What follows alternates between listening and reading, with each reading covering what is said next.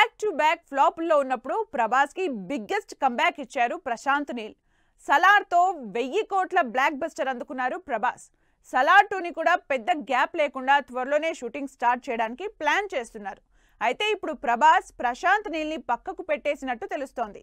ప్రభాస్ ప్రశాంత్ నీల్ ని సైడ్ చేసేసింది ఏ సినిమా కోసం? ప్రభాస్ ప్రశాంత్ నీల్ కాంబినేషన్ లో వచ్చిన సలార్ మూవీ 1000 కోట్ల కలెక్షన్స్ తో బ్లాక్ బస్టర్ హిట్ అయింది. అందుకే జనాల్లో కూడా ఈ ఇద్దరి కాంబినేషన్ లో సలార్ 2 ఎప్పుడొస్తుందా అని వెయిట్ చేస్తున్నారు. అయితే ఈ ఆశలు ఇప్పుడప్పుడే నెరవేరేలా లేవు. ప్రభాస్ సందీప్ రెడ్డి కోసం ప్రశాంత్ నీల్ ని పక్కకు పెట్టేసినట్టు తెలుస్తోంది. దీంతో ఇప్పుడప్పుడే సలార్ 2 షూటింగ్ స్టార్ట్ అయ్యే ఛాన్సే లేదన్నమాట. సలార్ 2 సినిమా లాస్ట్ ఇయర్ లోనే స్టార్ట్ అవ్వాల్సి ఉంది.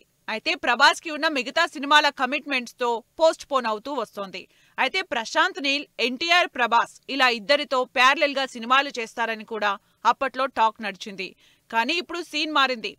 సందీప్ రెడ్డి ప్రభాస్ తో అనౌన్స్ చేసిన స్పిరిట్ సినిమాని ఈ మే నుంచి స్టార్ట్ చేస్తున్నట్టు చెప్పడంతో ఇక సలార్ 2 ఇప్పుడప్పుడే లేదని జనానికి ఆల్మోస్ట్ క్లారిటీ వచ్చేసినట్టే. ప్రభాస్ తన కెరీర్ లో first time powerful police role చేయబోతున్నారు స్పిరిట్ మూవీలో.